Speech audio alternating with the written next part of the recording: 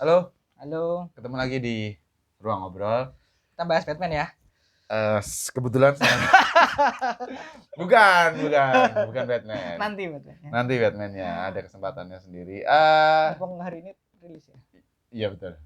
Kita berdua habis nonton ini teman-teman, Ultraman Netflix. Ah, Aku sendiri kan nggak nonton season 1 ya, Riz. Nonton awal-awal sedikit lah dulu. Season 1 terus setelah season 2 ya, selesai. Ultraman ini, Ding. Ultraman Netflix tuh ini. Iya, manganya ini. Manganya ini. Terus setelah season 2 selesai, aku ngulang ke episode terakhirnya season 1 karena mencari tahu bahwa jangan-jangan ada karakter Taro di season 1. Ternyata kan nggak ada. Nah, apa ya? Aku sama Daris tuh kayak gini loh teman-teman. Ngerasa ini tuh kayak gimana ya gimana Riz bahasanya? Aku nggak tega ya, Riz. Ya, Kayak ada penghinaan sih. jelek. Mungkin kayak Jelek gitu. sih enggak. Iya. Tapi kalau udah baca komiknya ya Betul. cukup insulting. Enggak, Aduh. sebenarnya gini ya. Sebenarnya ini kan mungkin ya naturnya Netflix juga ya, karena kita ini jujur cukup berat. Politik Komiknya cukup berat, Politik, banyak nuansa teman-teman. politik, banyak nuansa konspirasi, jadi ya gore banget. Gore banget. Nah, kemudian ketika dari season 1 emang udah ditondon tuh gore-nya. Betul. Dari season 1. Betul. Tapi gini Mas, season 1 itu mendapat sambutan yang cukup baik. 13 episode juga lumayan panjang. Aku juga kaget kan season 2 ini cuma 6. Iya. Tapi ini cukup baik kan, mungkin hitungannya kan, wah kalau kita mau lanjut dengan materi kayaknya berat deh, karena apa namanya yaitu nuansanya benar-benar politis, terus ada elemen-elemen yang ya karena sebenarnya battlenya itu ya pertarungan yang emang pertarungan puncaknya di season 2 ini. Season 2 ini sebenarnya tidak terjadi di Jepang, teman-teman. Tapi di New York. Jadi benar-benar duo mangakanya tuh kayaknya memang terinspirasi dari Battle of New York-nya Avengers. Iya. Gitu. Jadi, dan membuka jalan buat Jack. Betul, karakter Jack. Jack di komiknya kan memang dia Ultraman Amerika tuh. Nah, itu alasannya cukup politis. Kita bahas kapan-kapan. Orang Amerika ya? Orang Amerika. Dan Ultraman Jack kan juga emang gitu kan, Ultraman Jack. Jadi emang bagaimana sih pemerannya? Iya kan. Mangakanya itu bener-bener berusaha stay true to the spirit of original Ultraman. Tapi mereka masukkan nafas cerita modern. Nah, di animenya mungkin karena itu terlalu berat, agak nggak kurang aksesibel lah ya, buat penonton kasual. Karena kamu benar-benar dituntut untuk, kalau kamu nggak ngerti Ultraman, kamu baca ini, iya kamu menikmati. Betul. Tapi kamu nggak akan ngerti layernya. Betul, ini layernya dalam banget teman-teman. Jadi singkat kata, karena cuma 6 episode nggak banyak yang bisa kita pelajari. Bahkan karakter Taro itu sendiri kenapa dia menjadi berapi, maksudnya punya kekuatan itu, kalau di komik kalau di anime itu aspul banget. Masa ditanya cuma ya aku ditembak alien. Terus ya udahlah gitu. Dan di akhir dia dikasih kekuatan sama Bemular kan. Untuk yang stay tetap kan dia kan harusnya mati ya. Harusnya mati. Tuh. Dan gimana ya? Maksudnya gini, aku paham sih. Karena Netflix pengen menjadikan tontonan ini aksesibel. Ya udahlah, ditonton jadi shonen standar. Iya, betul. Jadi ya dengan kekuatan teman, musuhnya juga gegap gempita gitu. Terus layernya Seven hilang. Seven cuman jadi padahal dan Moroboshi itu gila banget teman-teman. Kalau di sini tuh gila. Layernya kuat banget. Mungkin so far paling kuat ya. Paling kuat layernya. So far ya. Ceritanya yang punya back. Bahkan karakternya, maksudnya secara kekuatan pun, skill pun dia paling ngoyo, bukan paling kuat dia. Dia kan manusia biasa, sendirian. Betul. Meskipun dia akrab dengan dunia internet. Enggak, maksudku gini loh. Taro itu kan orang yang dapat kekuatan super. Enggak sengaja. Si Jack itu kan emang orang kuat ya, orang dia ngelawan. Emang dia senangnya sama alien. Emang dia hidup di kampung alien. Kalau ngelihat Moroboshi itu beneran dia tuh kayak orang kantoran biasa gitu. Nah, di arc-nya yang yang dijadikan diadaptasi di Netflix ini kan sebenarnya battle-nya di New York teman-teman, dan itu tuh ada satu momen di mana Moroboshi itu harus menghadapi kembarannya dia. Iya, apa siapa itu nanti lah. Itu nanti. Jadi sebenarnya alien utamanya siapa sih? Kalau kayaknya di Netflix namanya alien Wadoran atau Wadorat gitu. Aku lupa. Tapi itu sendiri punya 3 teman kan, dan teman-temannya nih kuat-kuat semua. Dan semuanya muncul ya, kecuali anunya Moroboshi tuh. Iya betul kembarannya Moroboshi ini gitu. Dan itu kan membuka memang masa lalunya Moroboshi itu dibuka di situ. Sedangkan di sini Moroboshi itu karakter tempelan. Iya. Kalau di Netflix. Jack pun gitu. Sama. Jack pun tempelan aja, maksudnya kamu ngapain di Jepang? Ada alasan kenapa Jack itu menculik Yapul. Iya. Yang di sini tuh di animenya tuh cuman untuk bikinin kostum. Cuman itu toh. Padahal makanya Moroboshi bilang, "Oh, itu toh alasanmu nyulik Yapul." Yang paling kubenci adalah bagaimana karakter adat di sini nggak penting. Iya, cuman ngobrol aja di kampung alien. Padahal adat itu gila, adat tuh itu dia yang salah satu karakter favoritku. Justru dia yang punya kartu as banyak orang. Karena dia tuh berada di banyak tempat menyamar, dia namanya agen rahasia ya. Gitu. Secara plot sama ya. Bagaimana betul. Star Darkness itu Star Darkness itu ingin, mereka punya rencana untuk mendominasi manusia dan lain sebagainya, tapi beda total. Yang terdeliver itu jadi berbeda. Bagaimana karakter Taro itu cuman ya udah gitu doang. Dia dendam karena ceweknya mati. Padahal di komik tidak ada ceweknya. Tidak ada ceweknya. Nah, karena ini kan juga biar menarik, Mas. Betul, ada love interest ya. Ada love interest. Tapi apa ya, motivasinya Taro itu jadi terkesan superficial. Kalau Taro sebagai Seigi no Mikata istilahnya, dia kurang ke deliver lah. Kalau di komik tuh bener-bener kenapa dia jadi Taro, motivasinya, kemudian pengorbanan yang harus dia lakukan untuk menjadi Taro, dan ya karena aku udah begini. Dan panjang itu prosesnya. Panjang. Cukup panjang. Mungkin 6 episode nggak cukup. Iya, betul, pastinya ya. Padahal itu cuma 3 volume loh. Ya. 8, 9, 10. Tapi eksposisinya banyak emang. Banyak. Jadi banyak. Bahkan termasuk Bemular pun di Battle of New York ini juga. Sebenarnya mungkin bisa sih Mas 6 episode, tapi ya itu mungkin akan agak kesusahan dicerna. Ya, karena ini Riz, di Netflix tuh munculin alien cewek yang biru itu loh. Iya. Dia kan tol aktif tuh. Maksudnya banyak adegannya juga gitu, dan di sini kan nggak ada. Nggak ada gitu. Jadi memang padahal alien cewek tuh ada nanti di 14 nih. Iya. Gitu. Ya, begitulah teman-teman kalau soal alien Netflix. 2 hal menurutku Riz yang ini kan juga ada tuh alien cewek tuh. Betul. Yang musuhnya nanti Taro. Sama Taro. Musuhnya Taro juga. Kalau di tokusatsunya cowok. Kalau di tokusatsu. Nah, ini juga sih Mas, kan kita sepakat ya. Apa sih kelebihannya ini? Nah, ini. Betul. Jadi kalau menurutku tuh 2 kelebihannya yang memang kita nggak dapat di komiknya, manganya. Pertama adalah adegan fight. Kalau visual jelas ya. Kalau visual kan ini kan 2 produk yang berbeda gitu, media yang berbeda. Kalau pertama adegan fight yang luar biasa bagus gitu.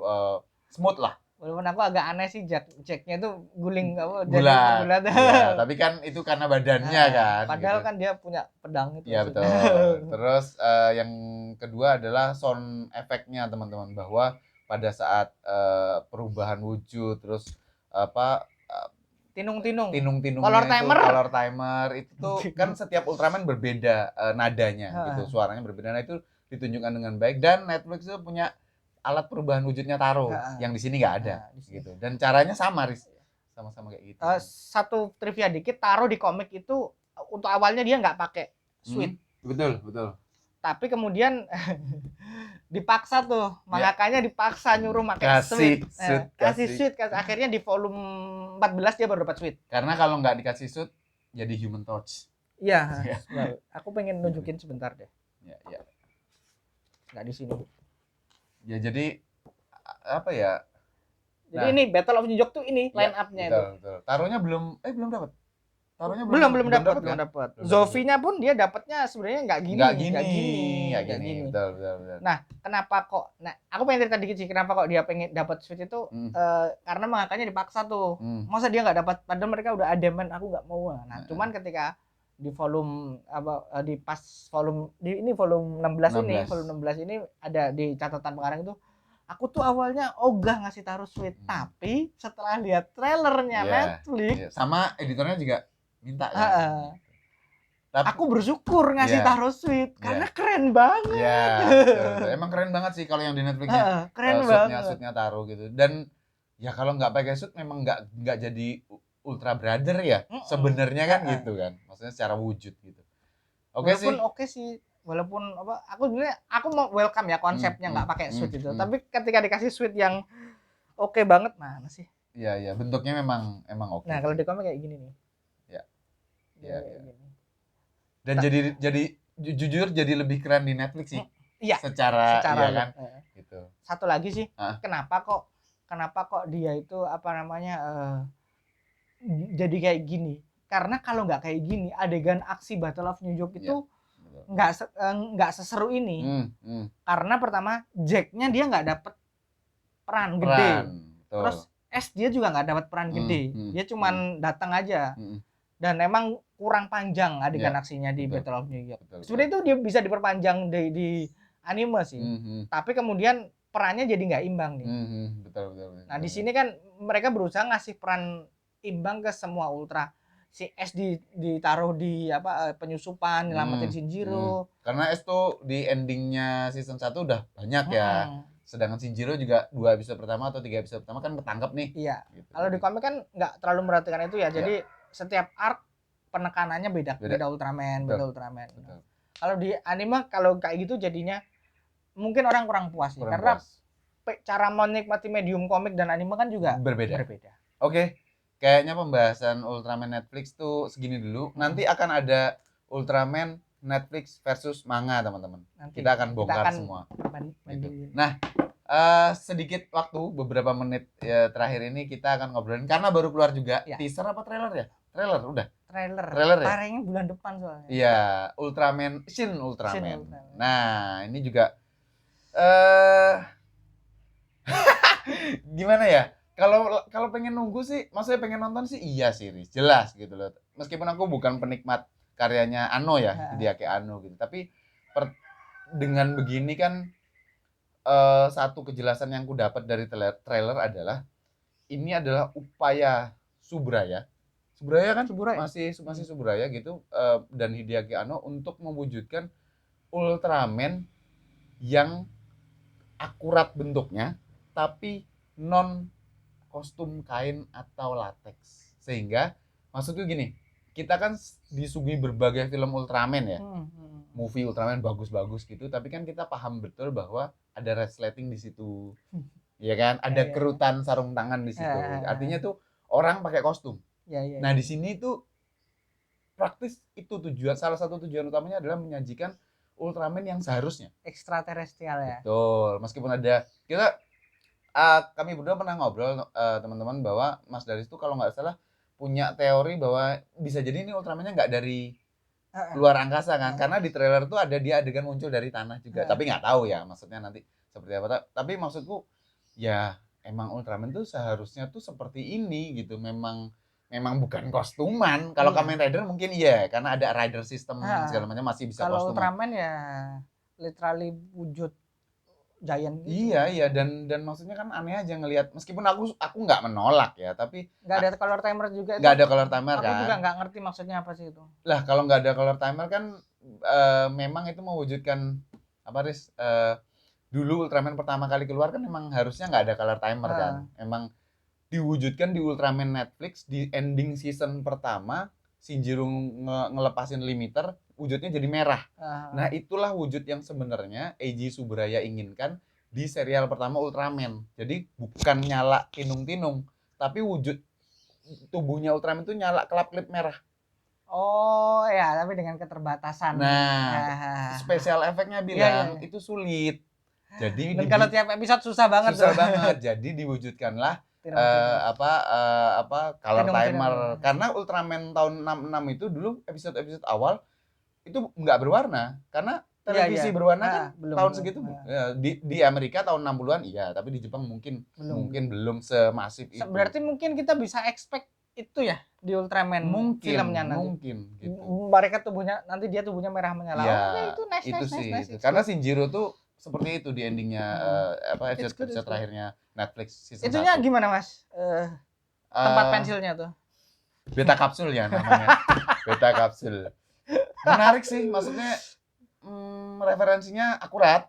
Meskipun Akurat wujudnya jadi memang beneran kayak pulpen, Mas. iya, jadi kekinian kan. Kalau dulu kan gede tuh, kayak spidol marker gitu. Aku tuh nontonnya, duh ini dijual laku Iya, ini. iya, iya, Aku betul. pengen beli Iya, nih. betul, Kayak merchandise-nya. pulpen toh. Betul, Maksudnya betul. kita bisa mejeng pas lagi meeting atau gimana itu Terus Bapak kayak gitu. Oke.